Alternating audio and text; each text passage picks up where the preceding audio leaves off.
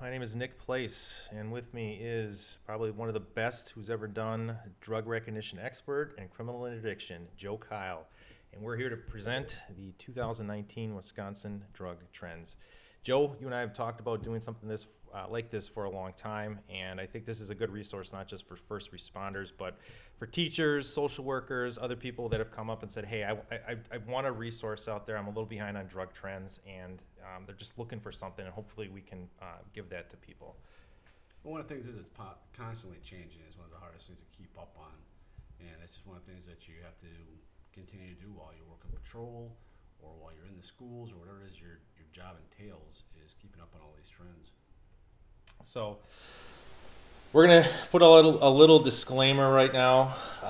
We're sometimes with drugs, especially in today's society, and we'll talk a little bit about this with drug legalization here in a little bit, but gets a little politicized. And Joe and I we've been doing this a while. I've been in law enforcement since 2001 and a DRE since 2004. I think, Joe, you were like DRE number what, 4? No, I was in 4, but I was in the first Wisconsin class, so in 1995 was when I went through the first DRE school, and here in Wisconsin, and from there I started actually in the Sheriff's Department in '89.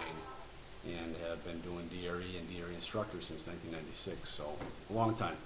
But some of the things we're going to say, we do have our opinions that we formed from doing this for a long time. We're not out to offend anybody, and just have a little disclaimer. We're not representing the DRE program, both nationally and the state, nor are we representing any government agency. And some things, too, here while we're getting some people checked in is here's Joe's Ric Flair ringtone on my phone. Yeah, so we're gonna have to turn that down.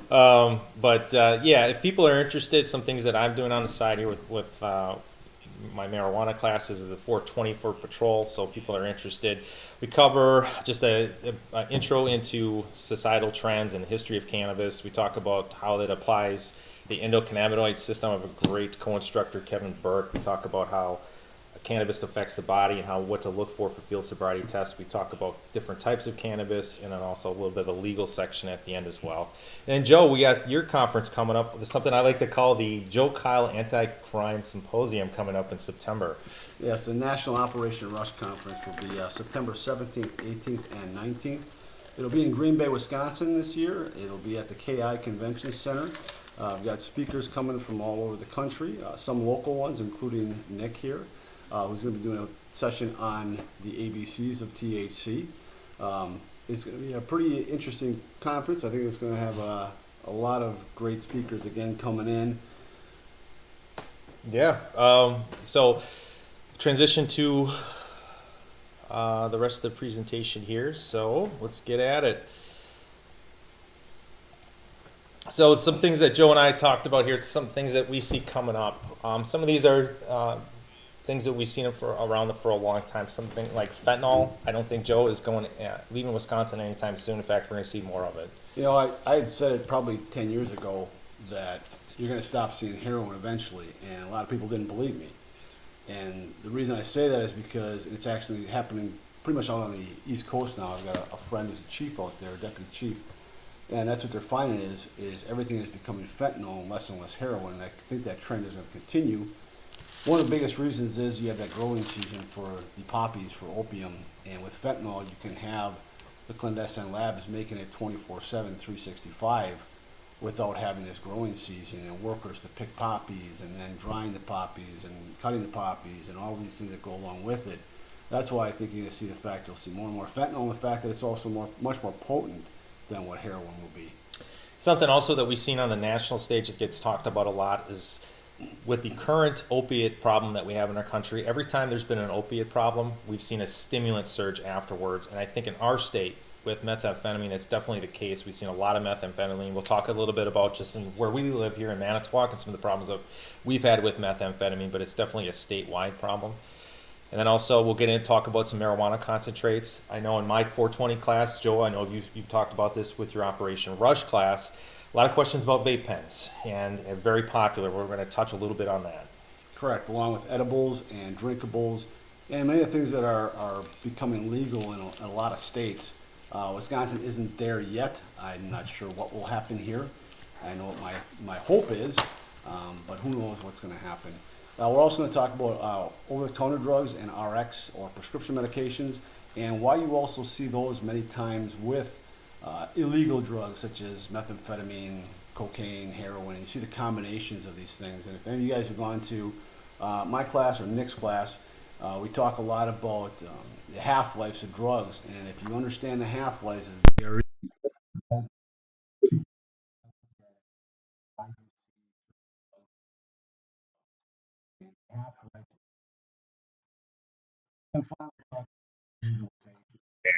The big elephant in the room now is going to be marijuana legalization. I can't go anywhere do something like a canine demo without someone asking me if when weed is going to get legalized. But there's also some other drugs on the horizon too, and we'll talk a little bit about those. It's just things like heroin. Can you believe like people are talking about legalizing heroin? Well, that's out there. So we'll talk a little bit about that as well, Pian. And then we'll start out here with the big one here, and just because it's so dangerous for first responders is And for those that don't know much about it, it's just a very powerful synthetic narcotic. Joe touched a little bit. This stuff is just easier to make. You don't need poppy fields. You can have clandestine labs to make this stuff, and it's much easier to transport because it's in such lower.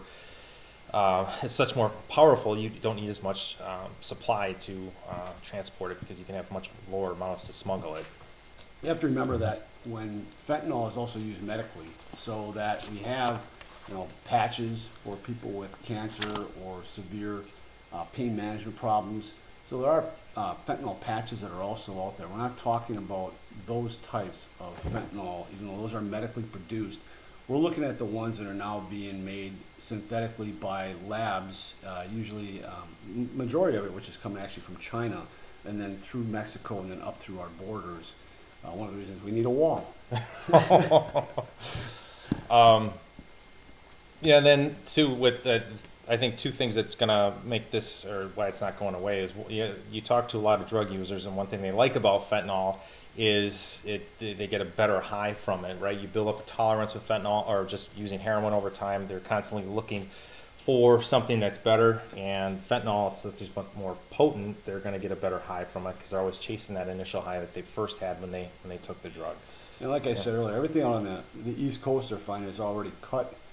Their heroin is cut with fentanyl. Some of them are getting just pure fentanyl also.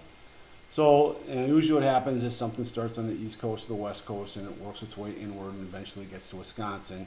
And I know Milwaukee is already seeing it cut with heroin cut with fentanyl.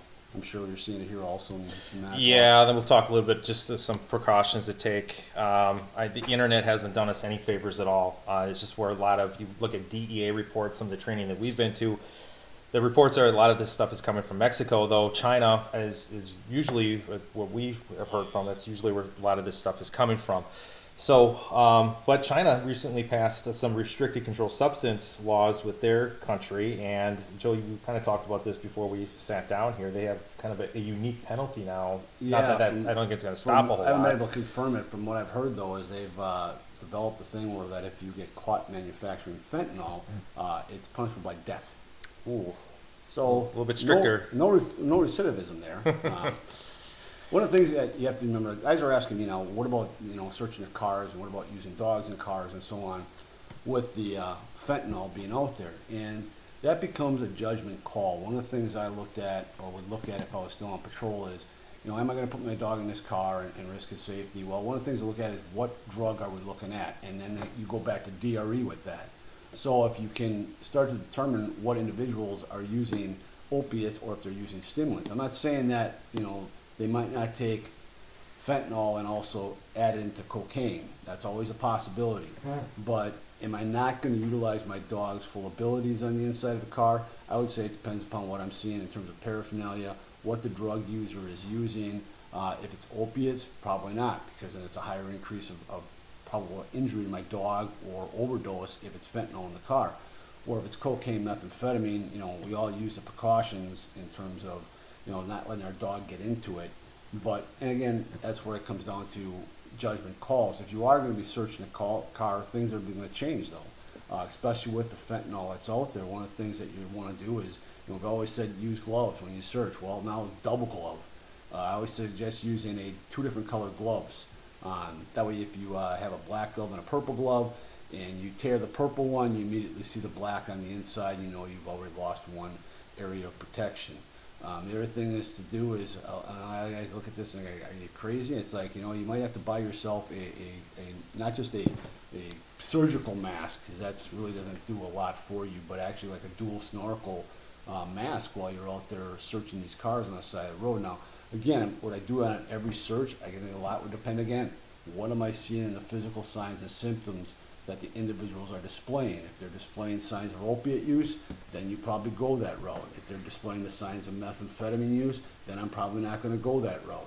Again, those become judgment calls on your part. The one thing that you should always also have in your car, or at least on your duty belt, is the Narcan sprays, whether it's a nasal spray, and whether you don't order it, your agency doesn't cover it, go to the needle exchange program. Act like an addict like I did. They give it to you for free. There's a book I read once, and it was called Just Say No. No spelled not N-O, but K-N-O-W. And one thing they talk about with fentanyl is it's very fat soluble, and it gets through that blood-brain barrier. That it's that membrane that protects your brain. There's 3 drugs that are really fat soluble, and heroin, fentanyl, and tobacco or nicotine are the 3. I mean, we don't really think of nicotine as a drug that impairs, but fentanyl and nicotine are so fat soluble that you can just make a patch and put it on your skin, and the drug readily introduces into your bloodstream, and then it affects the brain by going through that blood-brain barrier. And that's what really makes it so dangerous, is you only need just a little bit to get into your system, and it can really mess you up. And here I took this slide, just again, I think, Joe, I've heard you talk about this too, that the drugs affect everybody, and race, color, religion. It really doesn't fit. And here we got Manitowoc here, kind of a small town, but you see, we talked about this in the past, where just because we live in a big city doesn't mean that we don't have drug problems. And here, I mean, we look at where we live, our overdose rate is, and these are just the ones that unfortunately passed away, but compared to even counties around us, the bigger counties like Brown County, which has Green Bay, Outagamie County, Appleton, and the Fox Valley, and then around. I mean, we're right there with them, and we've just been so devastated by opiates. We've had a doctor in town here who prescribed a large amount of doses for so long, and now, it's no surprise, we see this transition out to the harder stuff like fentanyl-laced heroin. Well, that's one of the things you want to look at. If any of you guys have been on for a long enough time, I started in '89, and you saw very little to no heroin use, and what got us here to this point now, look at the overprescribing of prescription opiates by both doctors and the push by pharmaceutical companies. So, and if you go back in the history of the United States, this isn't the first time this has happened. You can go back to the Civil War and look at what was known as a soldier's drug was morphine. And when morphine was developed, we didn't have the antibiotics. You got shot, and they basically would pump you full of morphine while they cut your arm or leg off. Then they came out with a drug called heroin that was supposed to be a non-addictive. It was supposed to help you with your cough, right? If you had TB or tuberculosis, but a non-addictive opiate was known as heroin, which was a joke. They knew then, And you fast forward 100 years later, and you looked when Oxy came out. It was supposed to be reported as a less addictive opiate, and it's like it was very addictive. So they opened up basically Pandora's box and have now created this epidemic of opiate abuse across our country. And like I said, 15 years ago, 20 years ago, you saw very little heroin to what you see now, and now it continues on with the fentanyls, the carfentanyls, and so on. So we talk about fentanyl patches. This is I got this off the National DRE Facebook page. A DRE from Oklahoma shared this with everybody, and it kind of shows you this is the kind of the epidemic that we're facing. This is when the DRE, I think he stopped him for a drugged driving violation, and when he did the check of the oral cavity, found that he swallowed. This person made I would describe a bad life decision. Okay, this could potentially kill the person, but bad life decision here. Swallowed the fentanyl patch when they checked inside his mouth. This is what they found. And I had one of these once at our local festival of foods. A woman decided this would be a good decision. She sold somebody's fentanyl patches and swallowed it, and it turned out to be an overdose in the store. This is something that, again, just a diversion from a legal source. So somebody who had a legal prescription, had a lot of pain, got fentanyl patches from her doctor, and then this person stole it and then decided it'd be a good idea to swallow them. And again, this type of application is for transdermal only. This is supposed to go in your skin when you ingest something like this and swallow it. It definitely has a high overdose potential, and this is where we start to come in contact with people who OD under circumstances like this. You know, one of the biggest things is just always be aware of your surroundings, whether you're off duty or on duty. And I walked into the gym here recently, and the very back side of the gym, I parked my car and was walking in, and there was a bent paper clip on the ground and a couple Q-tips on the ground that were the cotton portion were pulled apart. Well, you know somebody was back there injecting most likely opiates or heroin. And this continues as we pulled into a shopping center last summer on the motorcycle, and as my wife was getting off, I looked over on the ground. I said, hey, you want to grab that Suboxone wrapper on the ground for me? It was about 8 feet away. It was laying face down. She said, what are you talking about? I said, look over there. It's a Suboxone wrapper. She picks it up. She goes, how do you know? Just be aware of your surroundings. This stuff is everywhere. And it doesn't take a whole lot. These are some pictures I took off of the DEA website to kind of show the different types of amounts that it would take for an overdose. And really it doesn't take a whole lot. Carfentanil, they made that opiate for people, for elephants. Okay, so elephant tranquilizer and for pain relief for elephants. And what people, chemists have done in other countries is they have taken that formula for carfentanil and made it their own. They mass produce it and then send it here. And if you're looking to, what you'll see here with the drug dealers now in the United States or live is they'll take this stuff and put it in with their heroin, and you really, if you're ingesting this stuff, you're really putting your life in the hands of somebody who maybe has like a high school education, because they're trying to figure out what the dosage amounts are and measuring it out. And when you have a doctor, something like oxycodone, you have a drug that's manufactured in a pharmaceutical company. There's strict standards with that. With this stuff, in the illicit context, you don't have that. So it really doesn't take enough. And maybe you think you're buying fentanyl, but it could be carfentanil, which is even more potent than just fentanyl. So this is where the danger part comes in, and this is why we're seeing so many overdoses here. I just got one question in, or a statement from Dan Delmore from the Dells PD. Says that the Madison Crime Lab has over 50% of the heroin submissions that they get are containing fentanyl in the state of Wisconsin. So quite a bit, basically half of the heroin coming in is containing fentanyl. And thanks everybody for telling us the audio. I've tried to make some adjustments here. Hopefully it's a little bit better now. But then Amy talked about the data where that map is from. That's from 2016. I pulled it off of Gannett. I don't. It might have changed, but it seems like Manitowoc, our drug problem isn't getting any better here. So talk about fentanyl safety. I took a picture of a cobra and put that out there because this has become such an occupational hazard. Like back in the day when you started, I know when I started my career, we didn't have to worry about this stuff as much. But now, this has become a new occupational hazard. It's no different than being a zookeeper and working with poisonous snakes every day. All it takes is one mistake, and that's it. So it's just some things I put out there, and I think there was a question about protective measures. These are some things that I'm using and bought from the store. And these are things you can find at Home Depot and Lowe's or on Amazon. So the picture here in the middle of the mask. This is what my agency hands out. You could, these are, you can get like 10 of them for $5 or whatever it is. It's some basic protection along with some goggles.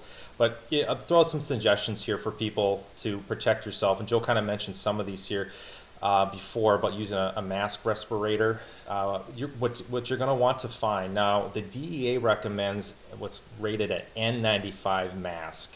So that's more for airborne viruses, and it's a paper mask that fits your face. When I called 3M and I asked them for their recommendations to first responders, and what they recommended was this type of mask here on the bottom left corner that covers your entire face, or at least around your nose and your mouth. It has a tighter seal, and then what you want to look for is a mask that is rated P100, so something that's going to stop both oil and non-oil based particles. It's going to block out approximately 99.7% of those particles. That's what they recommend. Now, we don't recommend, I think we're both in agreement here. If you got a lot, like dealer amounts of heroin or fentanyl, maybe you want to take a second look at this, especially if there's some type of contamination. There's a good video on WileyNet with an officer, I think he was from the Nashua PD, talked about he had an exposure and overdosed on accidentally on some powder that was in the car.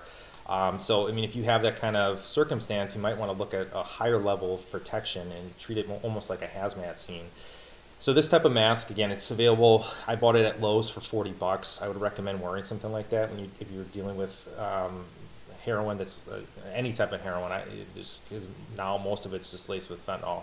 And also look to right above. If you go, at least at my Lowe's, once I looked at the mask, right above it was the eye goggle protection for an extra $10. Or for $50, maybe if your agency doesn't have a uniform allowance, for $50, I think this is pretty cheap insurance. And another thing you might want to consider too, on the right side, you can get these on Amazon. Basically, they're nitrile shoulder length type of gloves. They're $13. So in the summertime, or I would even say any time of the year, cover up and use that. And the other thing too, Joe, we've learned is you don't want to use, if you're cleaning up after, you don't want to use hand sanitizer because the alcohol is going to open up your pores and let more of that drug enter your body. You're going to want to just use plain soap and water to clean up. Any of you guys went to the DRE conference this past year. Keith Graves was there from Graves and Associates, and he had a video, I want to say it was out of Sacramento, where they had 2 keys of fentanyl that were on a door panel of a sedan, and it was a tip, so it wasn't just on a routine patrol, but it was a tip that they got. When the guys were taking it all apart, these guys were in full biohazard suits, respirators. So you have to remember, you're talking a very small amount of this drug can basically put you out, and it's going to take. That's why, again, go back to the whole Narcan thing. And just because someone gets Narcan once doesn't mean you're good to go. You may have to be Narcan 4 or 5 times, depending upon how much of the drug has gotten into your system. Yeah, I would recommend just something that I'm trying to get a second Narcan dose, but there's a lot of controversy right now about whether people, especially your routine drug overdose victims, that they should be Narcan repeatedly. And I would recommend that you carry 1, if not 2, doses of Narcan on yourself. And the reason for that is that's for you or maybe another first responder. I'd also throw my dog in there, my partner, Canine Major. If I succumb to a drug overdose, what good am I if I have used up the Narcan that I carry on my uniform on somebody else? So that's for me or another officer. And then we obviously have other Narcan too that we carry in the squad for people, but I carry Narcan on me just for me. Just in case something happens to me, I can administer a dose to myself and keep myself safe. And that's something I would recommend it, especially now. I mean, some of these drug overdose calls we go on, we're using 4 doses of Narcan to bring somebody back. That gives you kind of a perspective. So I think to be safe, at least 2 doses that you keep on yourself at all times is what I would recommend, along with some of these other safety precautions. So some of the questions that also have come in is about how do you know what the white powder is? You don't know what it is. You don't know anything until it's tested by the crime lab. There are some things out there that you can get. I haven't been able to get one yet. True Narc makes basically like a laser. It's by Thermo Fisher, and it will tell you basically what the suspected substance will be, and it's basically a digital format. The one that I did get so far, is a drug detection kit by Mistral Group, and it is a spray. Nick's got it up on there right now. I did pick one of those up for classes. I haven't been able to try it yet. We're going to hopefully use it in one of the next rush classes that come up.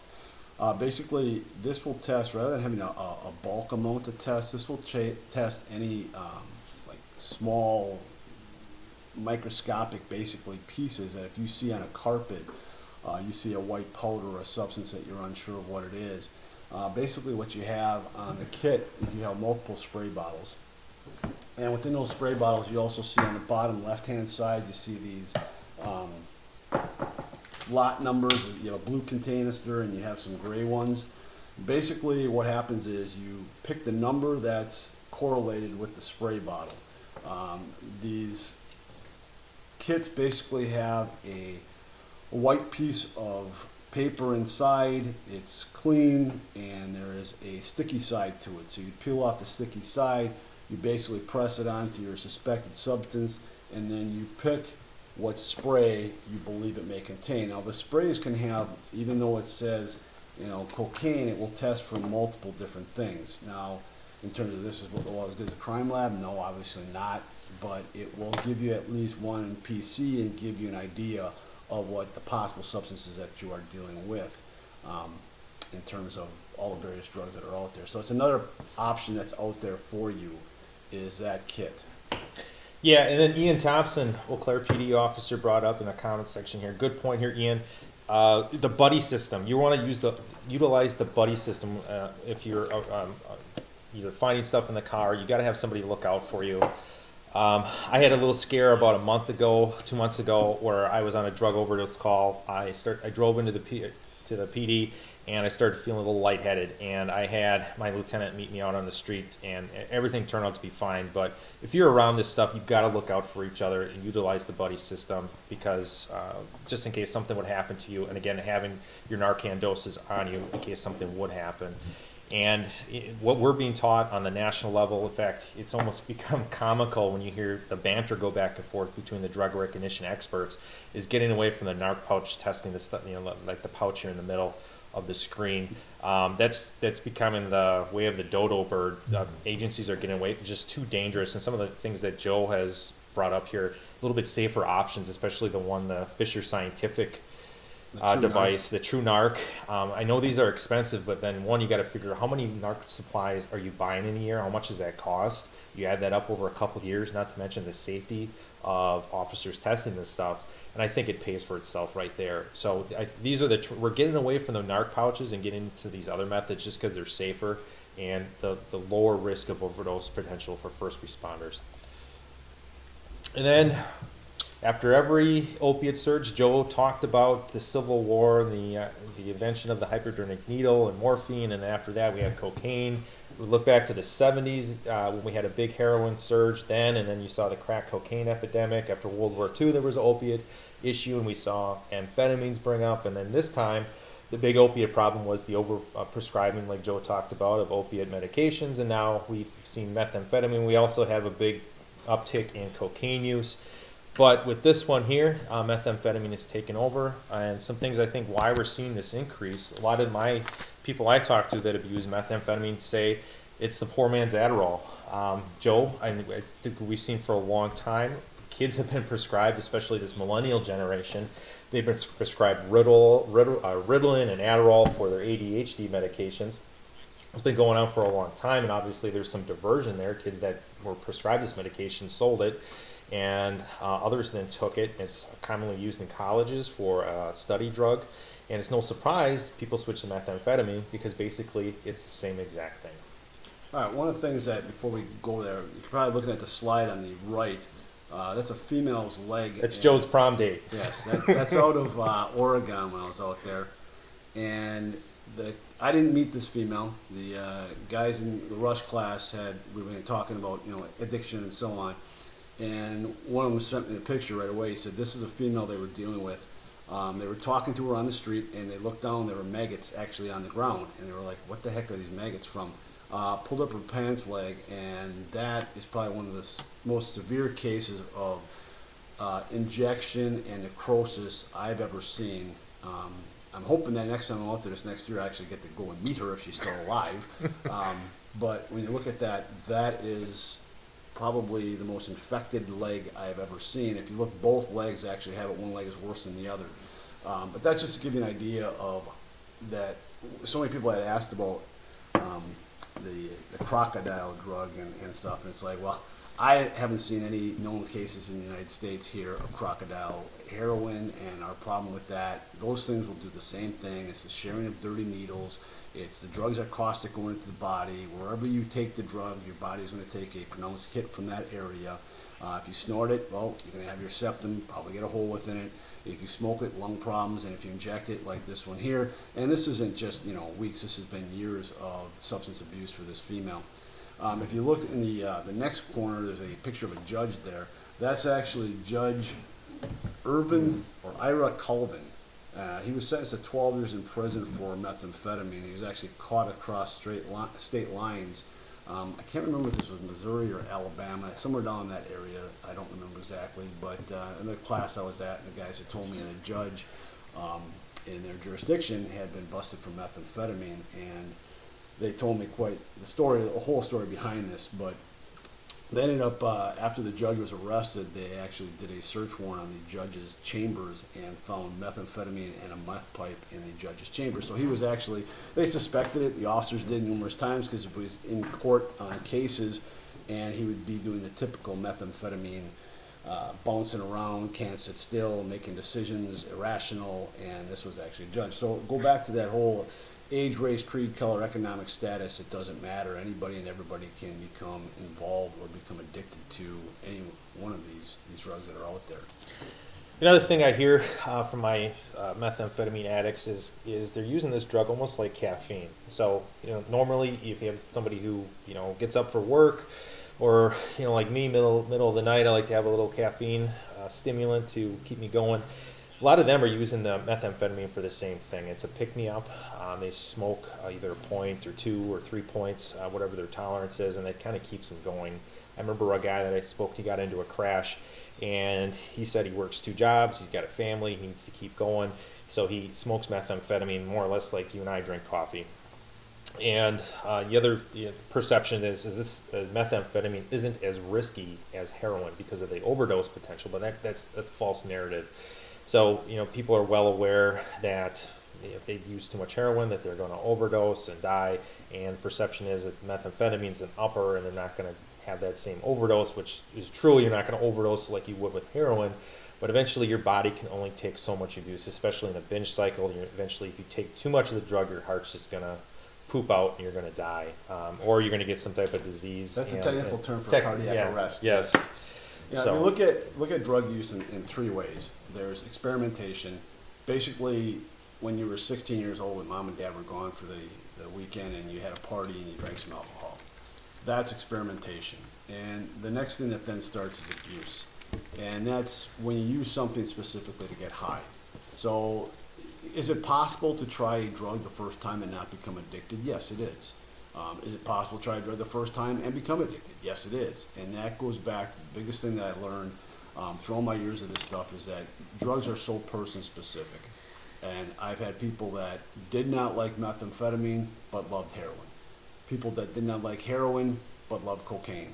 People that didn't like cocaine but like methamphetamine and vice versa. So the last stage you look at is addiction, and that's basically what we're have the picture of the female and the judge both became addicted. It's basically when the physical harm to your body or your life no longer matters. And in this case, her legs basically should be amputated off because it's so infected, and the judge lost his career to methamphetamine. So both lost, one body, the other one career. So when the physical harm to your life, your body, your life no longer matters, that's addiction. Another thing we're seeing from the Milwaukee area is they're talking about more or less a speedball version 2.0. So, growing up, I know, Joe, you mentioned this in your Operation Rush book, and your When Just Say No Doesn't Work, you talk about Chris Farley and some other famous celebrities who died from speedballs, so mixing a heroin and cocaine together, and just the up and down effect with the person's physiology that causes the overdose. So now we're starting to see fentanyl mixed in with drugs like methamphetamine. People that don't have a tolerance for fentanyl, once the downer drug kicks in, we start to see the overdose potential from that as well. And we're starting to see that. I think Milwaukee last year, they had a article posted from they quoted their drug examiner, and they talked about the overdose from the fentanyl, it's either cocaine or methamphetamine. And the other thing that we see with methamphetamine is we see increase in sex crimes, child abuse, and just overall violence. I read a good book out there. It's definitely at the Manitowoc Public Library. It might be at some other libraries as well. You can find it on Amazon. There's a book called Methamphetamine History, Pharmaceutical, and Treatment. And in that book, they talked about how methamphetamine, in about 65% of the population, or about two-thirds, it's going to act on the same receptor sites in the brain as sexual activity does. So when you have sexual activity, you have a larger release of dopamine and other neurotransmitters, that those feel-good chemicals that make that feel good and are pleasurable. Well, methamphetamine acts on the same part of the brain, and some users I've spoken to have said that as females, that after they injected methamphetamine, they had the same sexual feelings that they did as if they were having sexual contact, and some of them had even orgasmed as they injected the drug. That's how powerful it is. And I think it's no surprise that when you talk to people who work sex crimes, so officers who do prostitution stings or internet crimes, one of the most common drugs, other than probably marijuana, that they find is methamphetamine. It's because it's going to act on that same part of the brain.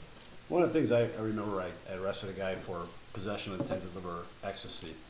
I was bringing him in, I asked him, why'd you use it? And he says, man, it's like having 1,000 orgasms at one time.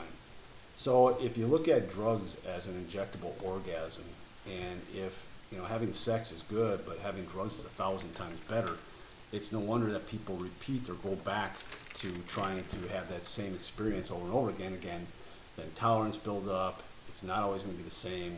You kill off areas of the brain that are mood, memory, thought, association areas, the more you use. And that's why you're also going to see so often now, you're going to see combinations of a lot of anti-anxiety medications, benzodiazepines, with a lot of these methamphetamines, cocaine, marijuana, heroin, and so on, with it. And then you get into the half-lives of why those drugs are there, and you can see why it helps take some of the anxiety off of when the drug is actually wearing off. Some of these drugs have a half-life of 100 hours, so that's one half-life. So most drugs have between 5 and 8 half-lives. So if you multiply it out, that's between 5 and 800 hours to lose a drug from your system. Now, there's specific reasons why the medication is done that way, but if you think about somebody who's been arrested and going to jail, to have some of these drugs still within their system, as the methamphetamine, the cocaine, and the heroines are wearing off, it will relieve some of the anxiety and depression that goes along with it. But that's why you see often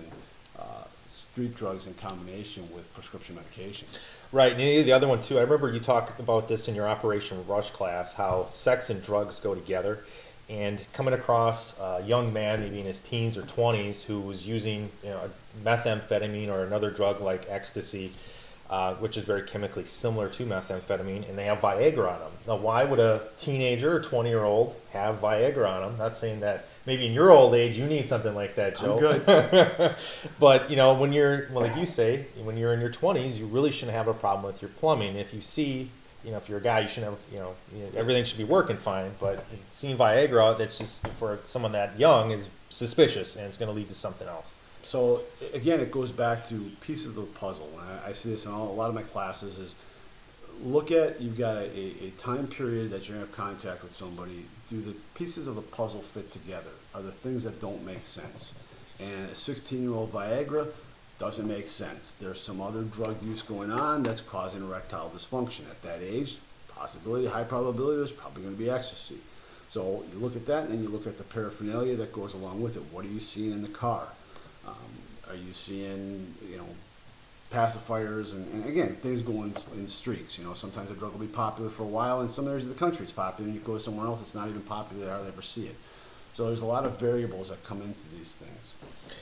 And then coming up here next, which is, again, our city no different than anybody else, but something that we've seen here in Manitowoc, we call Manti-Meth.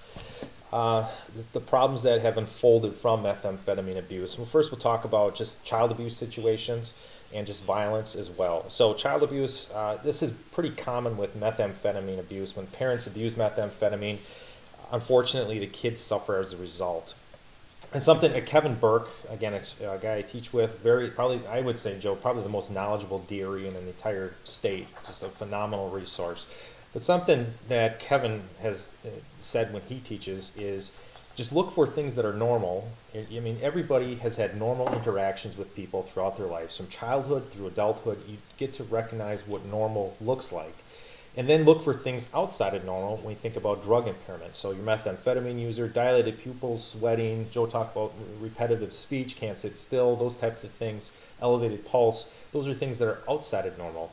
And I think for the teachers and social workers, I think a good way to look for kids who are endangered by their parents' methamphetamine use or a guardian's methamphetamine use is to just take in context the kids that who you see. I mean, you should have a pretty good idea or a pretty good concept of what a normal child looks like, the normal, happy kid in your classroom. And when you see things that go outside of normal, such as poor hygiene, so the kids aren't brushing their teeth, or they show up with dirty clothes, they come to school hungry, those types of things, or they're just quiet in class. I mean, those are going to be indicators of methamphetamine used by the parents, because the parents are binging and crashing, they're not taking care of their kids, or worse yet, Joe and I, we talked a little bit about the sexual connotations that go with this drug.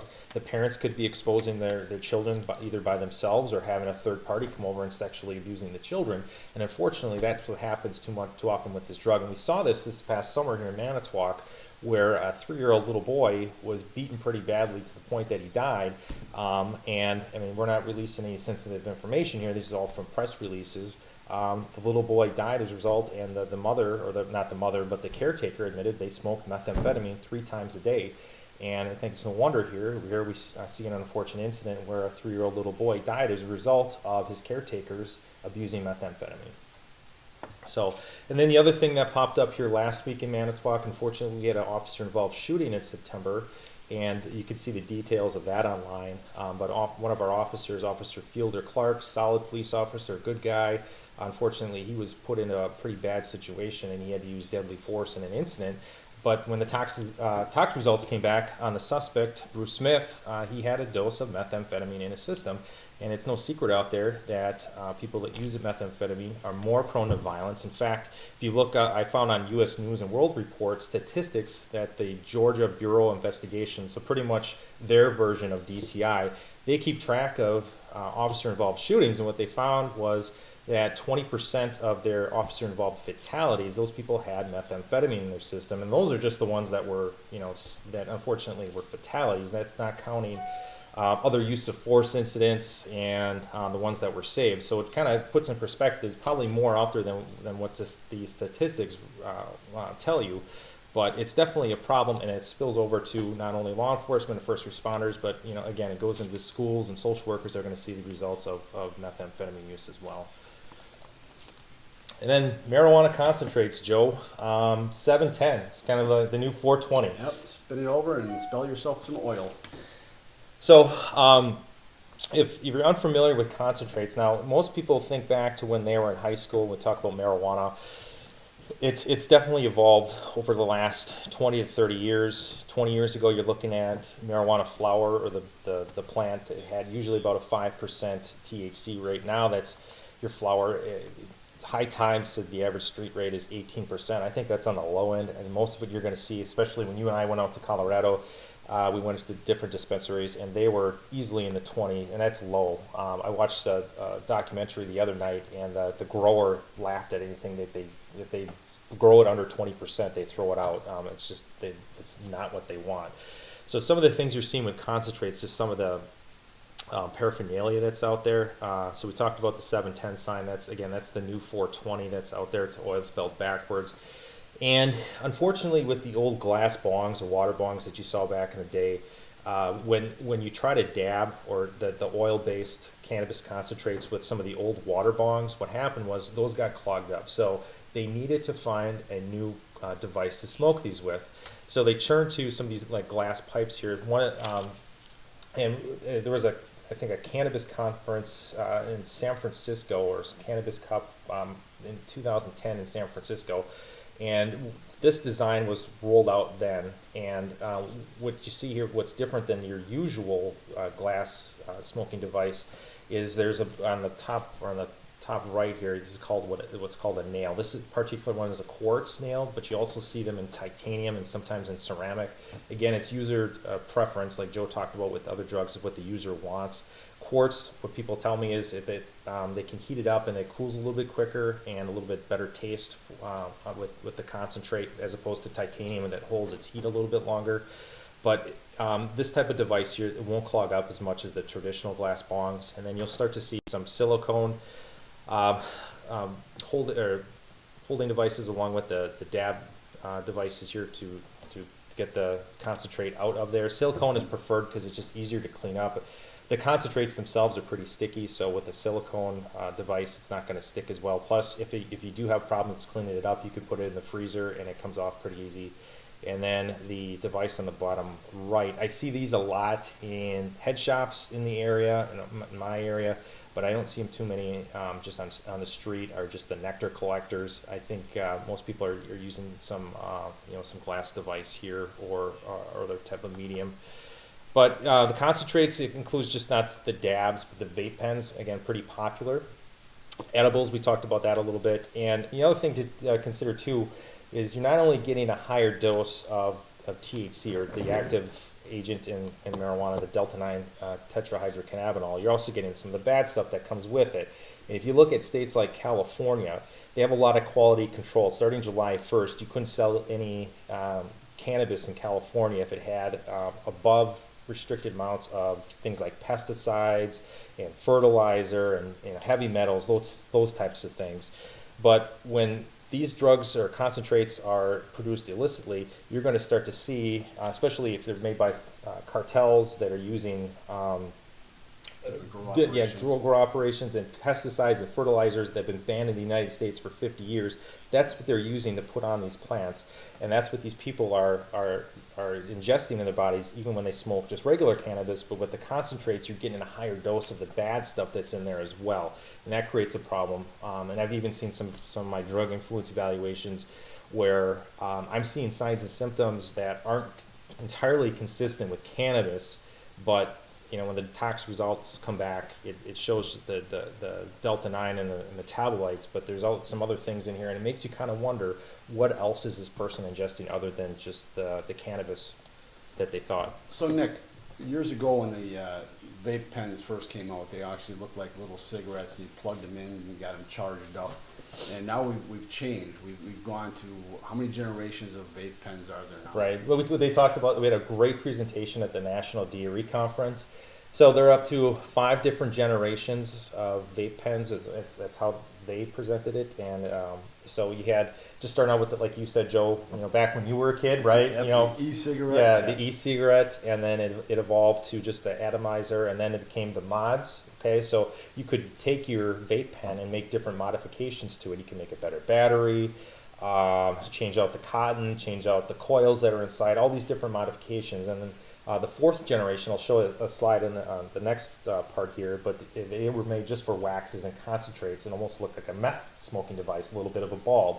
And now it's evolved to the 5th generation, which is a nicotine salt type pen, the Juul or the Boulder, those nicotine or the nicotine salt, which is going to have a higher nicotine content than the tobacco cigarette or the traditional vape juice. So back in the 1950s and 60s, Joel, you'd probably be surprised, but the tobacco industry, they wanted to make nicotine more addictive, so they turned it into a base. Shocking. Yeah, wow, look at that. So what Juul and some of these other devices, they changed it back to the salt, which is what tobacco originally comes in, and then they added benzoic acid to make it absorb into your system a little better. And I think that's what's really causing a problem right now with teen vape use, is they're getting a higher dose of nicotine, and it's much more harder for them to get off of it because they're so addicted to the nicotine because of the higher amount that they absorb, not only just the higher amount of nicotine, but it gets absorbed into their system with how Juul and some of these other companies have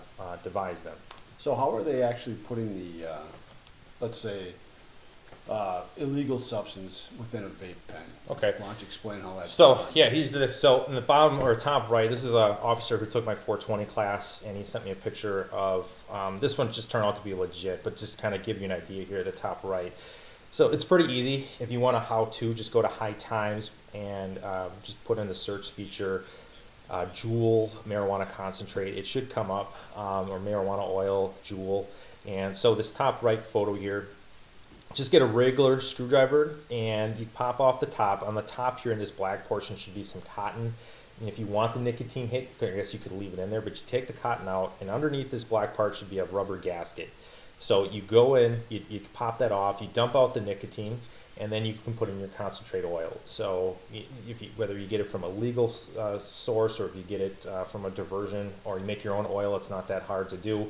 You could put that in there, put the gasket back on, put the cap back on, and you can go around, you can toke up whenever you want. So one of the questions is, are you able to test that with any of the Duclonisovine tests, with the sprays, or any of that stuff? Absolutely. Yes. Yeah, it's a concentrate, so it's gonna have a higher cannabinoid content than just regular flower or regular marijuana bud. So yeah, you're just gonna need a little bit, and you have no doubt getting either that or your edibles. Just need a small amount of that edible, because it's that concentrate. It's a higher dose of that delta 9 and those cannabinoids, and you're gonna get a positive test on that. So for you guys that are still doing the Duclonisovine test or using the NIC test kits, there's another test kit out there that I mentioned. It's called the KN test kit. So the KN test kit is a test kit for weed, like the Duclonisovine test. However, the KN test is much more sensitive. So it'll take trace amounts of any suspected marijuana and give you a positive if it contains anything like that.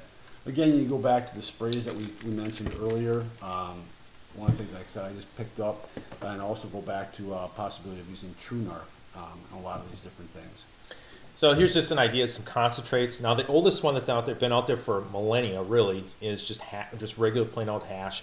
And to make this stuff, you don't have to go to your local head shop. You can just check online. The biggest sellers of marijuana paraphernalia are Amazon and eBay. So you can go onto those sites. On Amazon, I bought a bubble hash bag and I didn't buy the dry sift, but the oldest way to make hash is just put it on the marijuana flower on a screen and shaking it. And the trichomes are the sticky residue that have all the cannabinoids in it. Sift to the bottom, you press it together, and you'll have your hash. The bubble hash method, you take in a bunch of bags, put them in a 5-gallon bucket, put your flour in there, usually a couple ounces, put some water and ice, mix it up, take the bags out. They have a screen, and then at the end, once you get down, probably usually the best consistency is the 70 micron screen. What you have left, you press that together. It's a pretty good hash combination. Usually it's a happy medium depending on what you want. Some users like the 90 micron or the lower, usually a 50 or 60 micron bag, but again, it depends on what you want. The most common concentrate I see in my area is the rosin. So basically what you need for that, if you're searching a car, or you're in a school and you see a bunch of parchment paper or wax paper with some residue on it,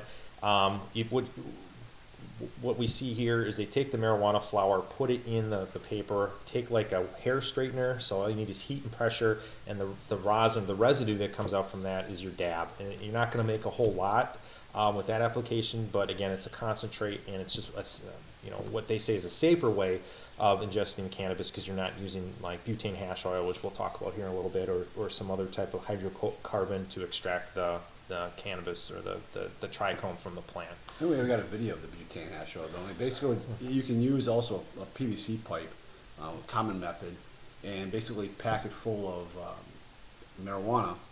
Take a nylon or a coffee filter, strap it to the bottom, and the very top of it, you basically put the cap for the PVC pipe on top, drill a hole through it, and then stick your butane right through there. And the butane container that you can buy at the gas station, push it through on the top of there, and the butane will mix with the marijuana, and again, like Nick was saying, it'll strip the trichomes off of there, and that'll collect in a pan at the very bottom, and then you heat that up. Well, the problem with heating up butane, you boom, get flash explosions and so on, which we have a video. Yeah, it's coming up.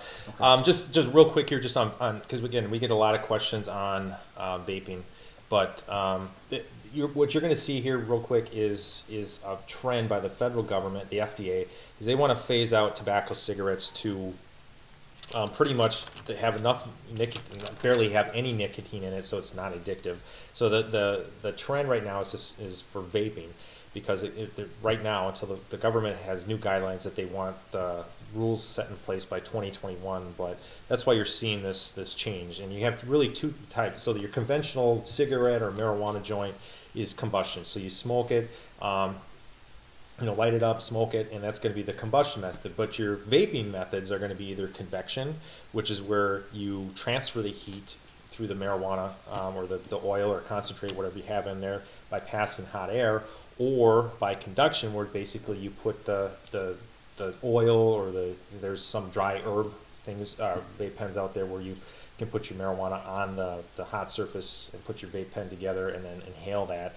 And you put the surface itself is heating up the cannabis, so you inhale that. So those are two different types of joint or vape pens that are out there. Obviously, the appeal for it is low to no marijuana odor. It's easy to conceal. My experience, I'm not smoking it, obviously, Joe, but is that when we've tested these, there is a very low odor that comes from that. One thing I would keep in mind, though, is that vape cloud. I'm sure we've all seen, people vaping in that cloud that comes out from that. You don't want to expose yourself to that because it's very easy, if you are exposed to a vape cloud, to ingest the substance that's inside of it. And if you don't believe me, go into your local vape shop, and it's probably filled with vape fumes. I remember the last one I went into, it was like a fog machine went off in the store, and I got a little bit of a nicotine buzz. I've only smoked 5 cigarettes my whole life, and it didn't take long, and I got a little nicotine buzz. And I guess, cannabis is one thing, but there's also been some trends too where people use methamphetamine and they smoke these vape pens and use methamphetamine. So those are other drugs you don't want to be exposed to. And this picture here in the bottom right, this is when we talk about 4th generation vape pens. If you see this bulb type, almost like a meth pipe looking device that's on the end, these weren't made for smoking or vaping nicotine. These were made for cannabis concentrates, so your waxes, your oils, and those type of things. You'll see these sold a lot at head shops. They're supposed to be for CBD. Well, yes, you can use these for CBD, but this type of device here, this bulb-looking attachment, this is going to be a big red flag. So if you're searching a car, or if you're in an addiction center and you see somebody with this type of device, this is a red flag, and it's not used for nicotine. It's going to be used for some type of cannabis concentrate. There are do-it-yourself formulas out there, but I think the trend here is you're going to see something like here, like this Supreme vape pen, which clever marketing idea off the popular clothing brand, not made by the company itself, but again, just a marketing ploy to sell vape pens.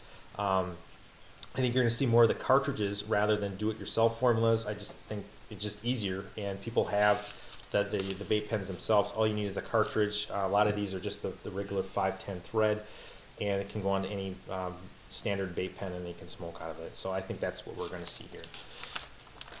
And then the edibles. So, Joe, I know you like to eat bigs, a bag of potato chips here and there. And I think the common thing that people think, okay, what's so bad about a bag of potato chips? But if you look at the THC content in there, so 300 milligrams of THC, you think about your standard marijuana joint, you're looking at anywhere from 10 to 30 milligrams of THC. You eat a whole bag of potato chips, you're getting that higher THC kick, along with you're getting more of the hydroxy, the metabolite, the hydroxy THC, which also has its own psychoactive effect.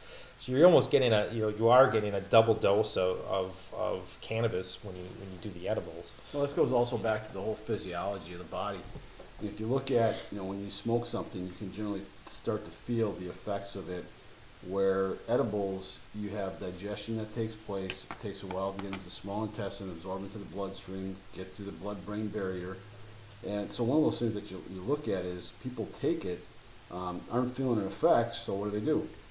They take another edible and still aren't feeling the effect, take another edible. So now you've got 2, 3, 4 edibles in your system where you were smoking something like marijuana and you knew you were starting to get high. You could set it down and catch a buzz. This way, all of a sudden it kicks in all at one time and you're feeling all the effects of THC in your system, which when smoking it you can control basically. And here all of a sudden it's just getting dumped in your system at one time. Yeah, it's led to a lot of ER visits. Joe talked about the titrating, so you figure out take a couple puffs, and once you feel good, you're done. Edibles, different story. And that's where people, and the other bad part here too is kids see the brownies or the different types of edibles that are made to look like cookies, and the kids eat them, and then they get it admitted to the emergency room too. Or something that Kevin Burke told me about is, you talk about mothers breastfeeding, and unfortunately, some of the cannabis advocates have pushed for mothers breastfeeding. It's no big deal to use cannabis and breastfeed or be pregnant and use cannabis, and that could easily be transported to the child as well. Another theme that I've seen around in the Manitowoc area, I'm sure it's not just here, is just using a oilier based food, something like a Nutella or peanut butter, and you can mix in your cannabis with something like that and eat it. After it's been decarboxylated, of course, so you'd have to heat it up, release that acid molecule, and turn it into delta 9 THC. But that's a pretty popular method with like the dry herb vaporizers. So after you smoke through a dry herb vaporizer, you'll have some cannabis left, and you can mix it in with a Nutella or peanut butter, and you can ingest it that way. And then on the right, a picture of a tincture, which is probably the oldest type of cannabis medicine that's out there. This was pretty popular in the 1800s. It's pretty easy to make. All you really need is alcohol and some cannabis. You put it in a jar. There are ways, if you look on YouTube, to speed up the process, but usually this takes a little bit longer. You're looking at about 3 months maybe, but pretty much you mix them together, maybe every day, every other day, shake it up, get things mixed around, and after 3 months you have a tincture. You can apply it using an eyedropper or dropper type medicine dropper underneath your tongue. Or this is another good way to make vape pen juice, is you can use propylene glycol or vegetable glycerin. You mix these together, mix in some cannabis, the same process over a couple of months, mixing it maybe every day, every other day, and you can make your own vape pen juice that method. And it's just some of the dangers that are out there. Joe talked about the butane hash oil, so the Bottom left. yeah, there. bottom left. So this is just a device that I made. I made this with parts from Menards for $15. I call this the JV level butane hash oil, because when you're, like Joe talked about, you pack this thing full of cannabis and you add your butane through it. But what you're also getting, I wouldn't use this type of butane at Menards because it's going to have, one, it's not going to be very pure. Two, it's going to have a lot of additives that are going to make it taste poorly. But when you have, you start stripping the trichromes off, you're also going to take some of these plastic particles too with it, along with the butane, which is a natural carcinogen. A lot of them use like a glass turkey baster instead of the PVC Right. pipe. So, because glass doesn't have all those different chemicals that are mixed in with like PVC does. Yeah, and so if you go look on Amazon, just do a simple search, you'll see like in the top left, the Whippet, the premium butane. That's what you're going to want. It doesn't have those. If you're going to make this stuff anyway, it's going to have, hopefully not, right? Or you're going to blow up your shed. But it's going to have those additives. It's going to be a very pure butane. And then you see here the middle picture here. I got these from a DCI agent. So this is a vacuum purge machine. It's again, these are all things you can buy on Amazon. So what some people, manufacturers, are going to do is they're going to use some type of contraption like this to basically suck the butane out of the hash oil. And again, just a refining process here. And this is where, if you're not doing it correctly, this is where explosions start to happen, because if you fill up your house or your shed or your garage with enough of this butane and there's an ignition source, things go boom. And again, some of the technology that's coming out here, because there are some people know that there are dangers or bad things that are added to cannabis, is on the right side is a picture I took at the Wisconsin Hemp Expo. This machine is made by Shimatsu. Basically, what it tests for, it'll test your terpene profile that's in there. So terpenes are what give cannabis its aroma and flavor. It also tests for the potency of the cannabis, but it also tests for things like pesticides and fertilizers, all that nasty heavy metals, those type of things too. So you're starting to see an industry develop to test cannabis for the bad things that get added to it. So this is the video that Joe and I talked about. And Joe, are you aware of something called the fire triangle? Yes, I am. Okay. Just take a look at it right now. Yeah. So this is what happens. A fire triangle is, when you have, to start a fire or an explosion, you need three things. You need a heat source, you need oxygen, and you need something combustible. Okay, so a fuel source. So I think what you see here, once this guy opens up the door, again, I'm not a fire engineer, but I think what he does is he introduces a little too much oxygen to the room, and this is how things go boom. And this is a very real danger. I wanted to find the stat. I couldn't find the source for it, but I thought I read somewhere that out of all the clandestine lab explosions in California, 80% of them are due to BHO or butane hash oil explosions. And methamphetamine gets the headlines a lot, but the big, especially with the legalization of cannabis and marijuana across the country, these are becoming more common. And I think it's just a matter of time. I know we do have these, but I think it's a matter of time before this becomes a lot more common here in Wisconsin, unfortunately. So we touched on some of this a little bit. Prescription drug abuse. Prescription drug abuse. I mean, that's not a new trend. But what Donald Trump, love him or hate him, and the Drug Enforcement Agency, what they're trying to do is they're trying to cut pharmaceutical opiate pills down by 169 million pills in 2019. So that's going to be a 44% overall reduction between 2016 and 2019. But the demand's still going to be there, and just because they stopped making oxycodone pills, that doesn't mean that this problem's going to go away. So some things that we've seen, national trends that have come about, gabapentin. I've seen more and more people use these when I do my drug influence evaluations. This is becoming a common pain substitute. It helps relieve nerve pain. Joe talked about already, benzodiazepines or things like Xanax and Valium. You can use the methamphetamine. Drug users like to use this stuff. The methamphetamines, the upper drug, the benzo brings you back down. Or like Joe talked about as well, methamphetamine has such a dump of neurotransmitters that they take things like Xanax to bring them back to normal and to feel normal again. And some things that we've seen across the country here. Last year, people abusing Imodium AD diarrhea drugs. So the drug in Imodium AD, loperamide, is what's been described as poor man's methadone. So in low doses, so let's say you get diarrhea, you take a couple of these pills and follow the manufacturer's recommendations, you're good to go. But with this, people are taking high doses of it and getting almost a mild euphoric effect from taking it, and it staves off withdrawals. So if you can't find something else, just something to get by. And the other thing that we're seeing too, and kind of going back to the last slide, is just the amount of counterfeit Xanax and also the use of teenagers with benzodiazepines. You're seeing that become a popular trend among teenagers. But unfortunately, especially if you get your Xanax from an illicit source, you're exposing yourself to other things that could be added to it, and especially from illicit sources, things like fentanyl. There's been synthetic cannabis, so things like similar to K2 and spice that they'll add to these pills. And then on the right, the old standby Robitussin or DXM.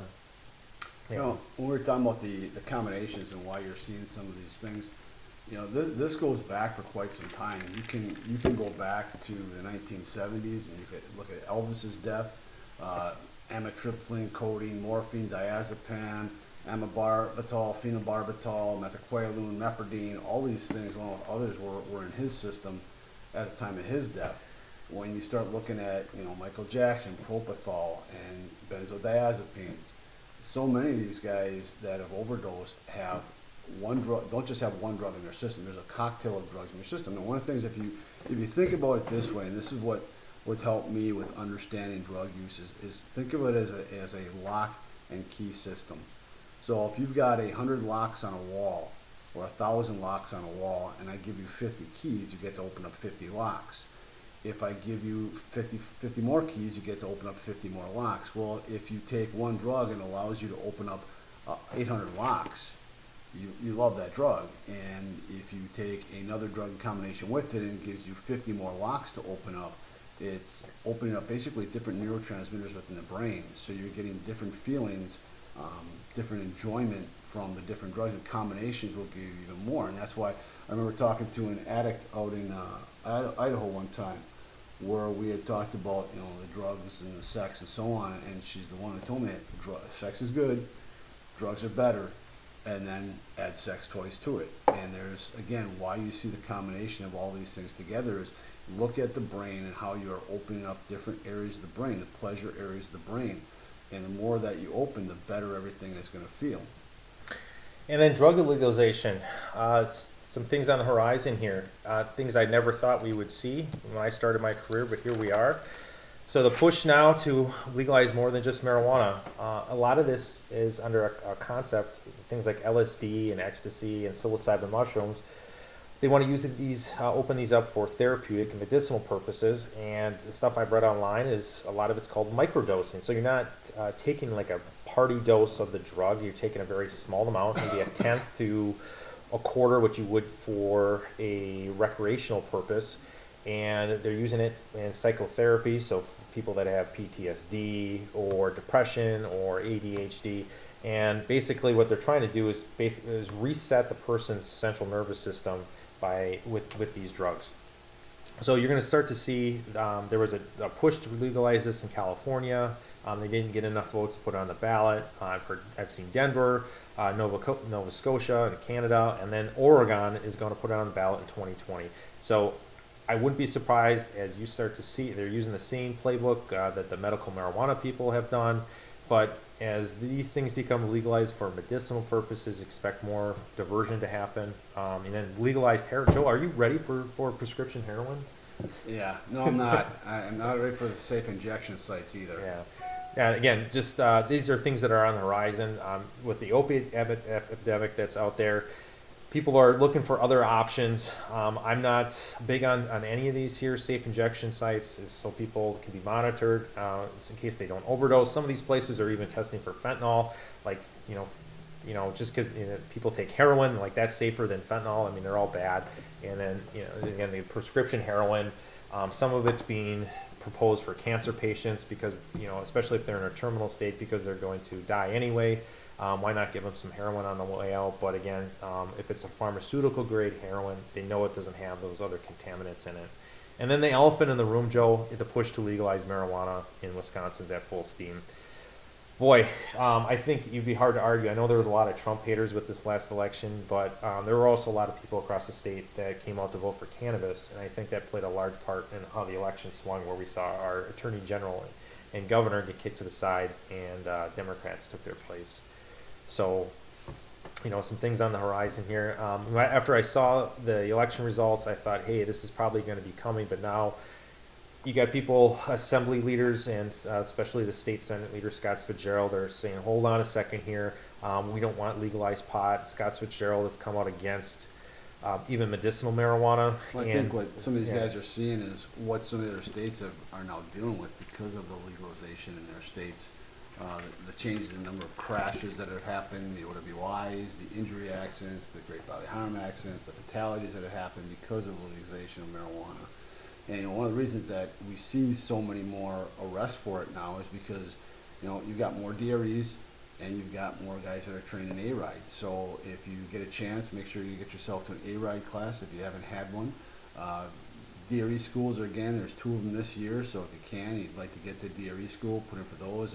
To me and for Nick, I think for any DRE that's out there, if you really use this stuff, it really opened up a lot of doors and it opened up a lot of eyes in terms of when you made your traffic stop and how it changed so much of how I made traffic stops and what I did during those times, and seeing more drug use because of it. Where many, many years before that, we didn't know how to deal with people that were impaired by drugs. It was PBTs and intoxilizers, and there were 0 and like, oh my gosh, I made a mistake. And you didn't make a mistake. It was just we didn't have the training that we have now. So again, get to an A-Ride class, get to a DRE class if you're interested in that. There's 2 of them this year, one in the spring and one in fall. Right. So I think the door on cannabis legalization here in Wisconsin was opened when they legalized CBD. Last year they came out and said CBD from the hemp plant is legal. And then this past December with the Ag Act of 2018, hemp is legal, and the door's open to this thing, and I think we're going to see more. It's not going away anytime soon, but I don't know if it's going to quite go legal yet, but I wouldn't be surprised in the next year or two, especially now we have some new people in power, that the trend in Wisconsin also goes this way as well. To wrap it up here again, Joe, your anti-crime symposium here in Green Bay. If you're interested, again, you can look it up at www.operationrush.com. Go to National Convention, click on there. There's an early bird registration. If you register before May 1st, I believe it is, it's $250. After May 1st, it's $295. We're going to have Mike Griesbach, who wrote the books on the Stephen Avery case. He's going to be one of our presenters, along with Rob Kuppelman, Dan Foyt. There's things there for detectives, for forensics and crime scenes, and the use of drones in crime scenes. So this isn't just a patrol-oriented convention. It's going to be, or conference. It's going to be for everybody. There's things on leadership. There's things on drug trends. There's going to be more on fentanyl safety. Keith Grays is going to be coming in from Grays and Associate. We're going to have things on roadside interdiction and roadside interviews, human trafficking, sex trafficking, sex things, religious and narco-cult religions, ABCs of THC, and a lot more. So a lot of great presenters coming in from all over the country. Hope to see you guys there. And Green Bay, Wisconsin, first time ever. And if you're, I'm going to be putting on some classes coming up. Dan Delmore at Wisconsin Dells PD, be meeting up with him and his agency. I'm looking forward to that. That's January 24th or 420 for patrol. March 1st, another class, Ripon Police Department. Thanks to Sergeant Tim Schroeder for hosting that. So again, we try to get into all different types of cannabis, one-stop shop, going into trends, field sobriety tests, different types of cannabis, and legal section as well. And then Joe, you and I, 27th and 28th in Ripon. If you're, like you mentioned, the A-Ride class, hey, there's still space available according to Sergeant Schroeder, so sign up. And Joe mentioned his ABCs at THC. I'm trying yet some things on the docket that I'm trying to get out there. A 2-day 424 patrol class with a green lab, so testing people who actually used cannabis, and trying to set something up in the Michigan area for that, because that's where it's legal. And we don't want to do that in Wisconsin and get people in trouble. So trying to set that up there. June for teachers and social workers, Officer Jason Koenig and I are going to be teaching a DITEP class. Dates haven't been set yet, but if you follow me on Facebook at Route 961, you can keep track there. And I'm also looking on an offshoot of DITEP as a cannabis class for educators and professionals. Again, just going over vape pens and what to look for. That's usually the biggest question, but there's been just so many changes with cannabis. I get a lot of questions on that, and so stay tuned. I'm going to also get a website going, and I'll keep updates on Facebook. So, Joe, I think we had a pretty good... Thanks all you guys. Yeah. Delmore, Pronto, Renee, Jed, Joe, thanks all you guys for tuning in. Hope you enjoyed it. Sounds like you did, so maybe we'll come up with another topic and have another one of these And another time. feel free to share out there. Again, we're trying to get the information out not just to first responders, but to other people as well. And then, hey, just one thing, Joe, is the syringe drug paraphernalia? By us, it's not. Yeah, well, I know more than that. That's a little inside joke, but no, it's not. But if there's something in it, that's where it becomes debatable. Depending upon your DA, is basically what it comes down to. So, as Daily Perlman always says, always check with the leading law enforcement officer in your area, jurisdiction. Yes. Be your district All right. attorney. So then we've got our contact info. Any questions, let us know. And thanks for watching.